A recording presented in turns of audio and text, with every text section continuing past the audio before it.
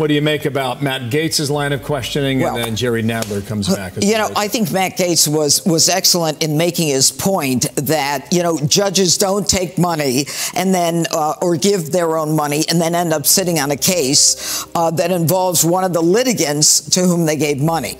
And I think more importantly, though, and I certainly give Matt Gaetz credit for what he did. He stayed on point. He didn't let Merrick Garland say, you know, to get away with it by saying I had nothing to do with this or it wasn't my call.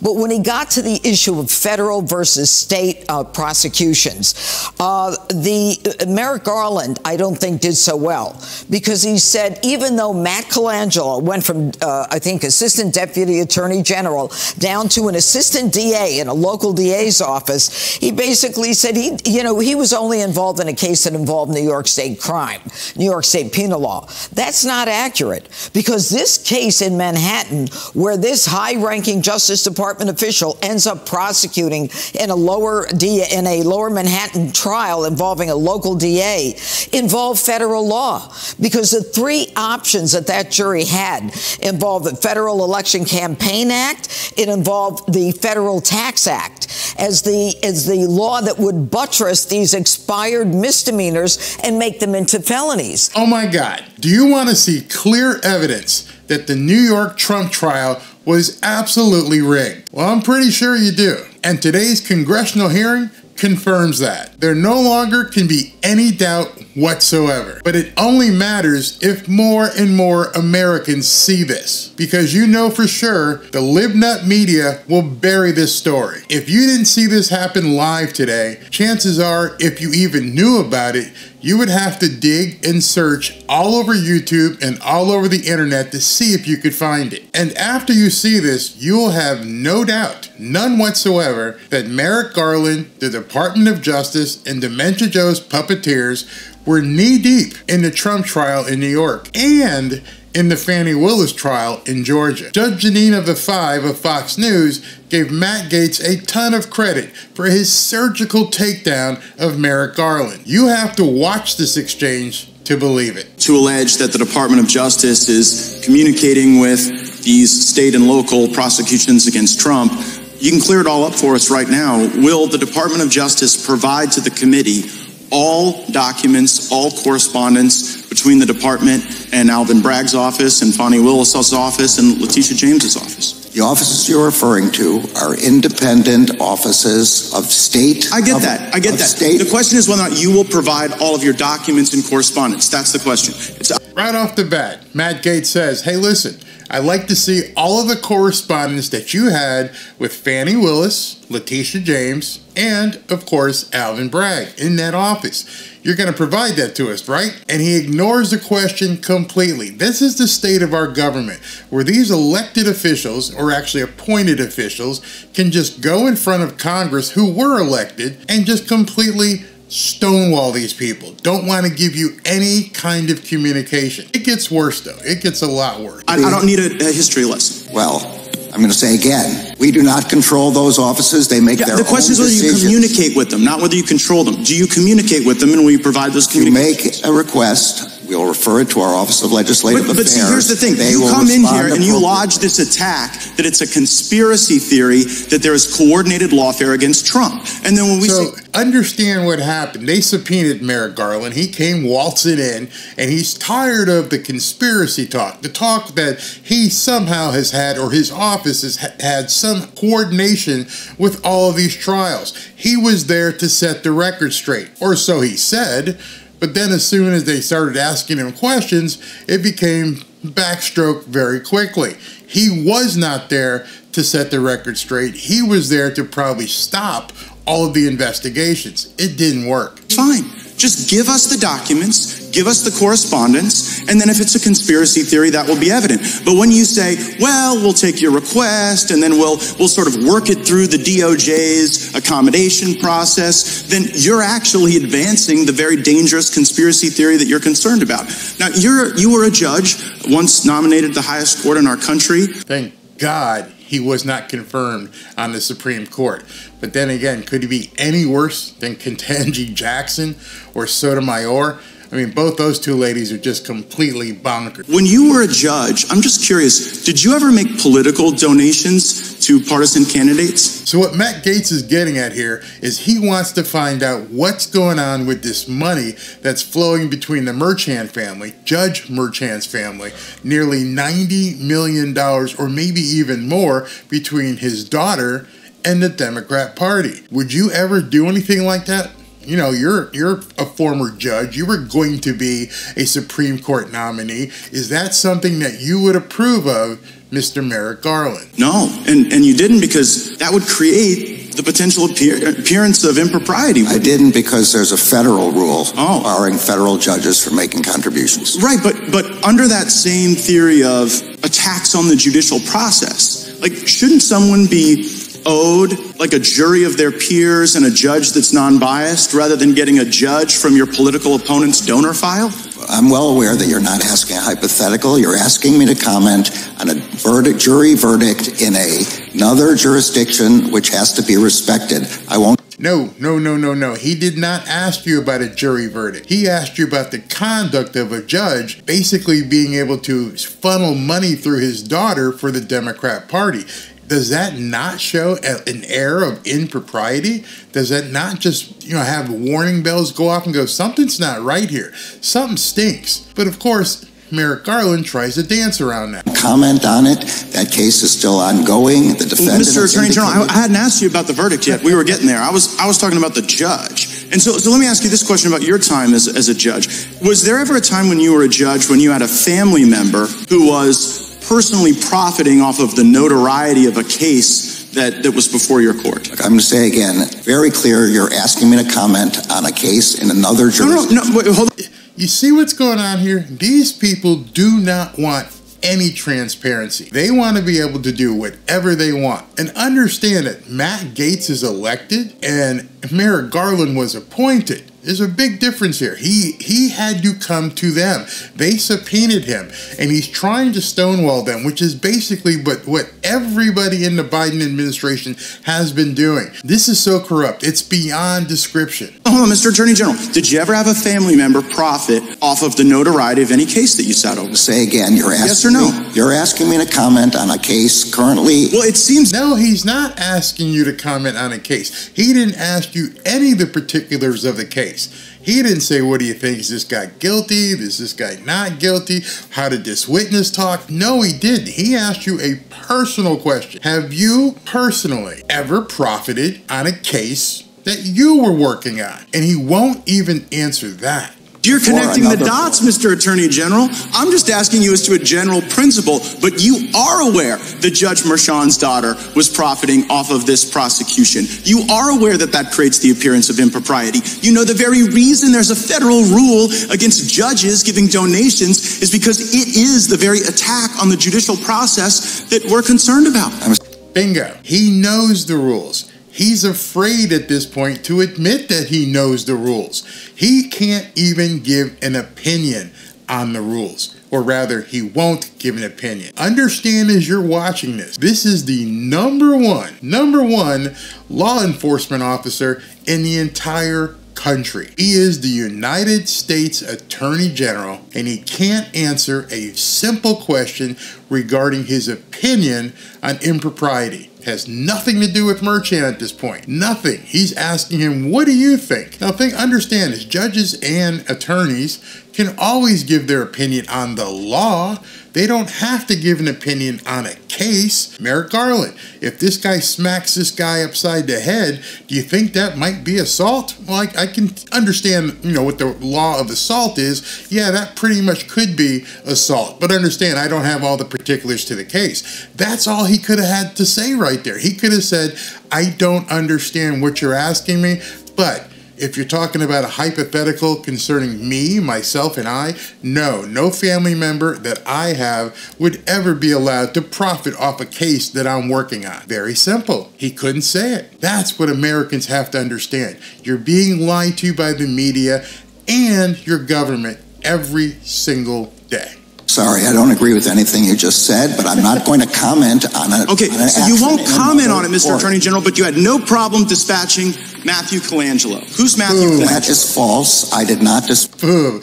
Okay, so this is really important. Matt Colangelo was the guy who actually prosecuted Trump in New York. All right, Barry, so he worked for the district attorney's office. No, he was number 3 in line at the Department of Justice. Number 3 in line at the Department of Justice of the United States. And he took a role as a second or tertiary person in Alvin Bragg's office. Let me give you an example. You're the chief financial officer of Target. You're right behind the CEO, maybe the CEO and maybe the chief marketing officer, and then you're right there. You're the third person in line. And Walmart calls and says, hey, listen, we'd like to offer you a job. What's the job? Well, we'd like you to be the regional manager of the southern region. And at that point, you're like, but I'm the CFO. I'm number 3 here at Target. You want me to give up my CFO position and go work as a regional manager at Walmart? Yeah, I think it'd be a good downsizing move for you. Who would ever take that? That's what Colangelo did. Colangelo went from being number 3 at the Department of Justice to working side straddle with Alvin Bragg in New York. I don't know what your corporate life is, but nobody does that. Nobody, especially at Colangelo's age and with his aspirations. There's no way he took a high-profile job and then went and slid into Alvin Bragg's DMs and said, you know what, I'll play second fiddle to you. I'll sidestrap you. No, it would never happen. Absolutely never happen. And Merrick Garland knows right now he's been exposed. Batch Matthew Colangelo. Matthew Colangelo became the Assistant Attorney General at the very beginning of the Biden administration. Without having been Senate confirmed, goes and gets this senior role at the DOJ. And then after, I believe it's Gupta replaces Colangelo, Colangelo makes this remarkable downstream career journey. Remarkable downstream career journey. Guy was a pinnacle. He was at the Department of Justice. In America, if you're an attorney, that's like up here. It's being in the C-suite at Target, even bigger companies. And then you went and took a side role, a side gig with Alvin Bragg. Come on, are we all this stupid? Merrick Garland thinks you are. From the U.S. Department of Justice in Washington, D.C., and then pops up in Alvin Bragg's office to go get Trump. And you're saying that's just a career choice that was made that has nothing to do with the lawfare coordinated by the... I'm saying it's false. I did not dispatch Mr. Colangelo anywhere. Well, do you know how he ended up there? You know it's coming. You know he's going to he walked into that. And he's like, no, I didn't send him up there. I didn't tell him to go work for Alvin Bragg. Well, did he resign? How did he get there?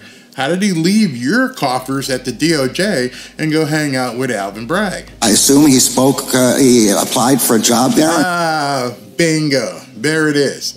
And what I mean by there it is that Matt Gaetz said he wanted all communications between the DOJ and Alvin Bragg. He just said, and he caught himself, and he said, I assume that Matt Colangelo spoke to Alvin Bragg. No, but that's not what happened. He let it out. There is communication between Alvin Bragg and the Department of Justice. Those are all government phones, whether it's a desk phone, if people still have those, or a cell phone, whether it's his email or not. That's all government. You have access to all that government information.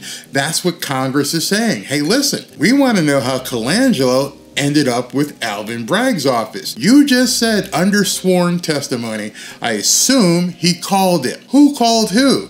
In any event, why can't we see those conversations? Why are you holding back this information?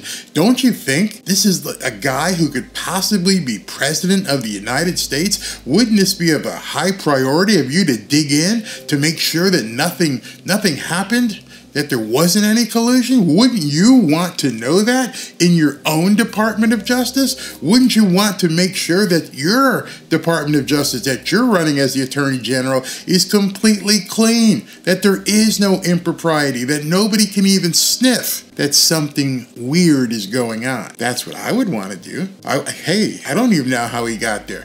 Well, it never dawned on you to find out? Did it never? I mean, I've hired and fired people. I've been hired and fired. And I understand especially when you decide to quit. Hey, where are you going? What's your next position? Nobody walks into an office and goes, you know what? I'm out. I'm making a career move. I'm going to go work someplace else. Without the person that you're reporting to going, can you give me a chance here? Can we talk about this? Maybe I can up my offer.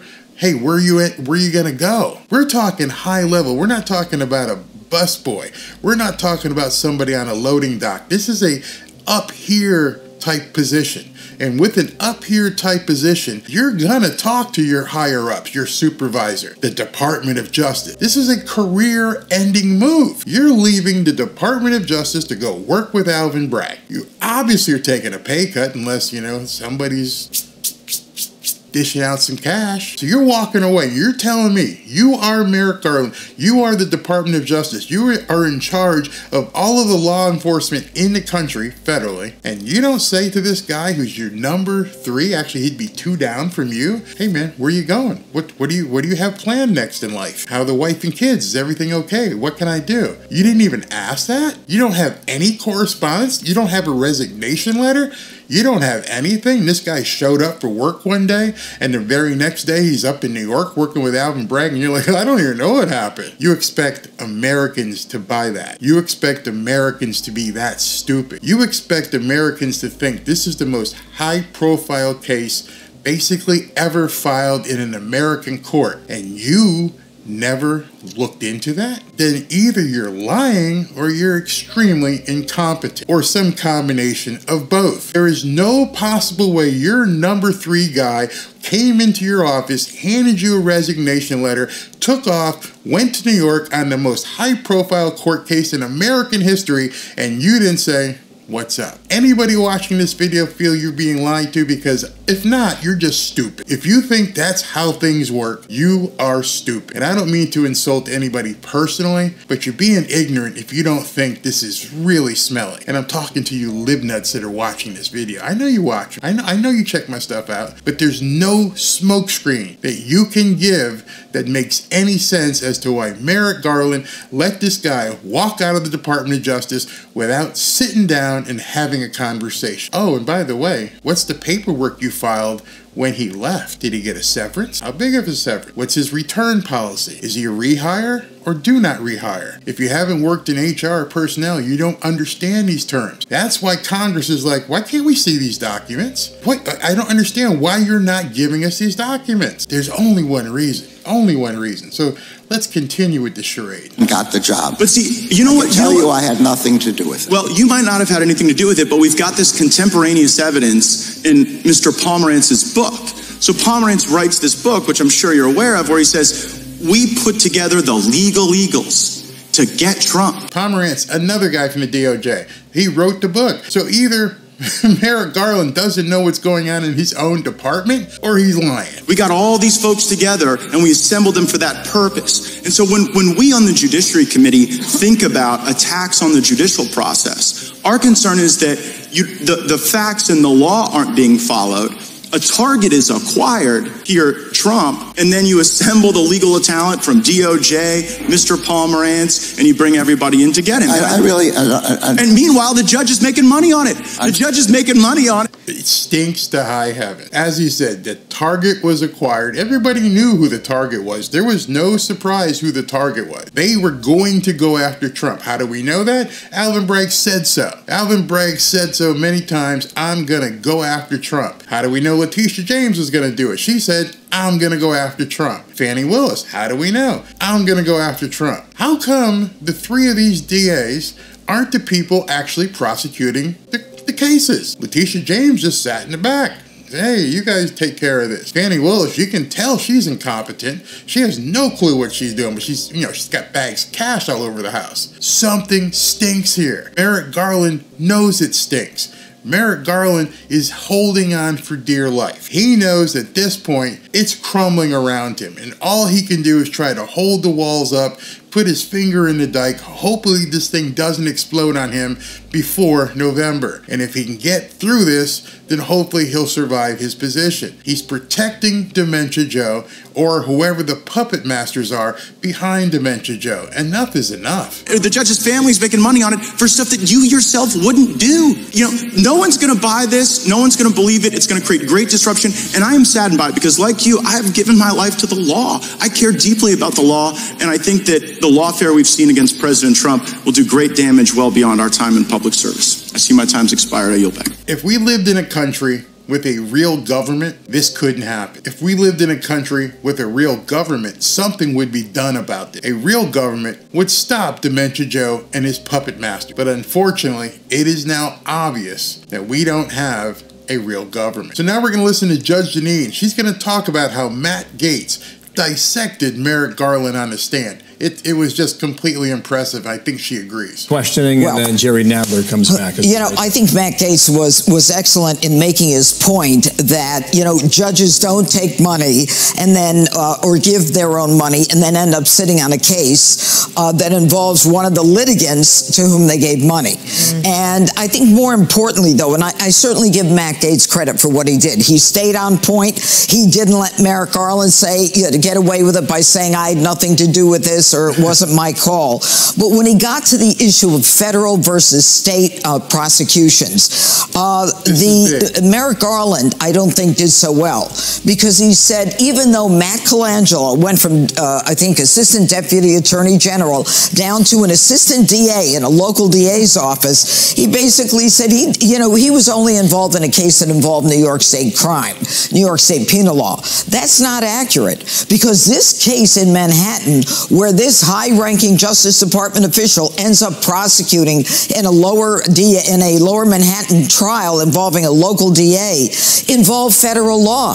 Because that's the entirety of what the problem is, why the conflict is. Alvin Bragg does not have jurisdiction to prosecute a federal law violation. Campaign finance violations are only to be prosecuted at the federal level. Alvin Bragg's not federal. He's a lowly state district attorney. Now, Matt Colangelo shows up. He just departed from the DOJ, and he's going to help Alvin Bragg bring this together so that they can convert misdemeanor crimes, if there were crimes, into a campaign finance violation. However, we're not going to let Trump's witness come in and explain to you why it's not a campaign finance violation. We're just going to tell the jury that it is. You just can't prosecute a federal campaign violation at the local level. How did it happen? I'll tell you how it happened. They know that this will never stand up to an appeal.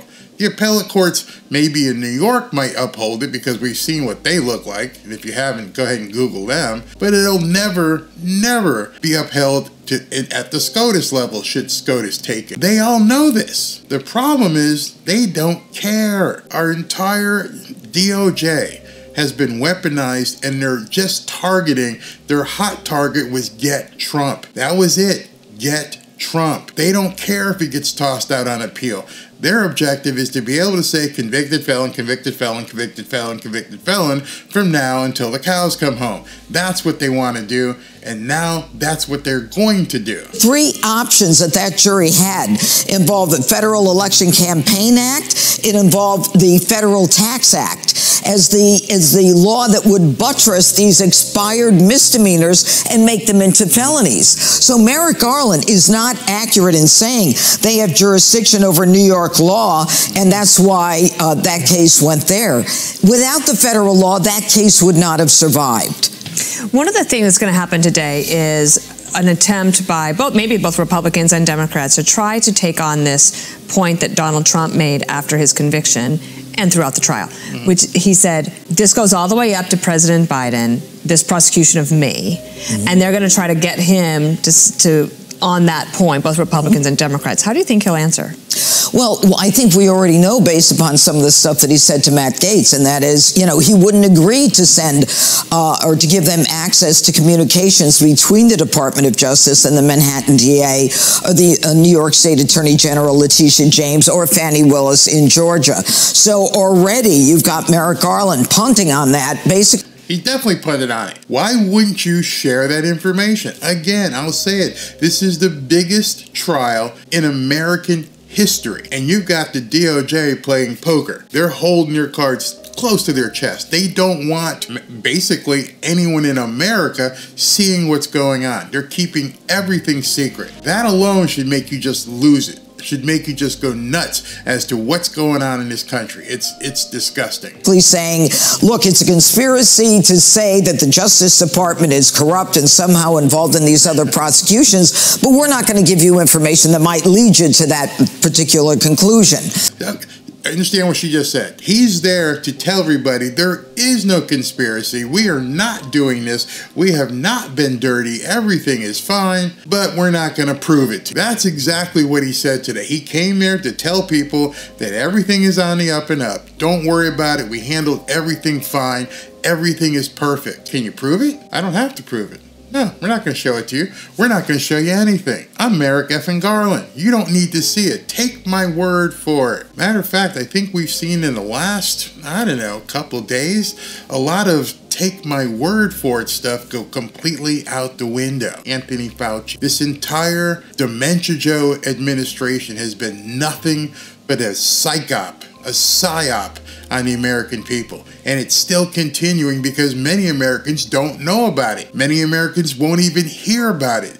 They're just in. They're in the psyop. They are just unwilling experiments at this point because nobody is telling them this stuff. You're not going to hear this on the local media. You're not going to hear this on CNN, MSNBC, NBC, whatever the other ones are. They're not going to let you know what Merrick Garland just did. They count on the American people being ignorant. They count on the American people being blind and being treated like mushroom in the dark. Just keep these people happy. Bread and circuses, as it's called. Are you not entertained? You just saw a great trial with Donald Trump. He's guilty. He's a convicted felon. Trust us, we did the right thing. Oh, wait a minute, there's all these newcomers coming across. Oh, I can't do anything. Ooh, voila, I can do something. Come on, man, people can't be this ignorant. It just can't be this ignorant. And, you know, I think there's another issue here. I mean, Merrick Garland is facing a lot of issues here.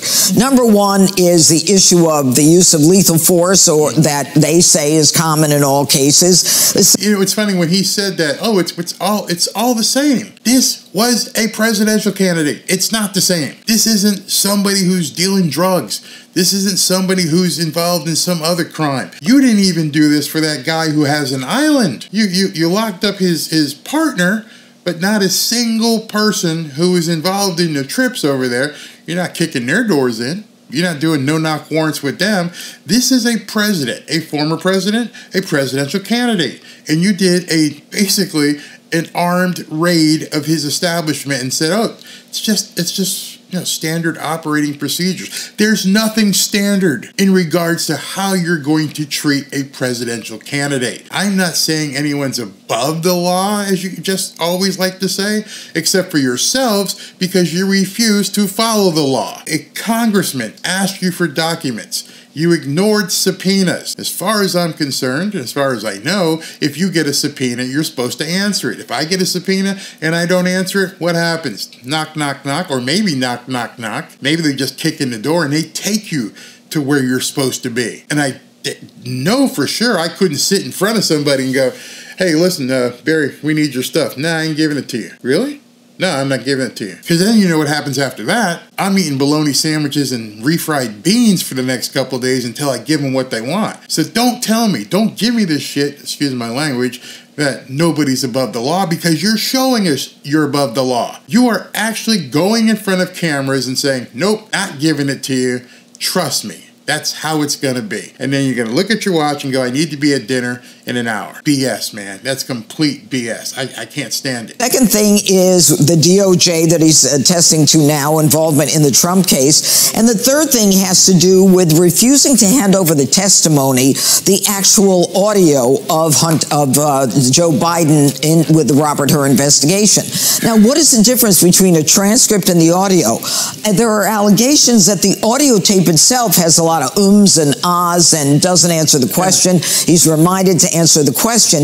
And so when the Attorney General of the United States comes out and says releasing the audio of the president would chill cooperation and would harm the integrity of future investigations, when yesterday the claim was AI deepfake is a problem here, that didn't fly. So now they're using this generic, we can't release the audio and you can't hold me in contempt for that. There's a lot of issues here. There's a lot of issues? That's one huge understatement. Now they're also not going to release the tapes of that interview. Remember, in that interview, the special counsel said in that interview, which is amazing to me how we're even having this conversation. He concluded in his report, I can't prosecute Dementia Joe because he's not mentally capable of going through a prosecution. Think about that. This guy couldn't do what Trump did in New York because he's not mentally capable of going through a prosecution, but yet they still want him to be the next president. I feel like we're being punked. Like, you know, some of you guys are my age, remember the show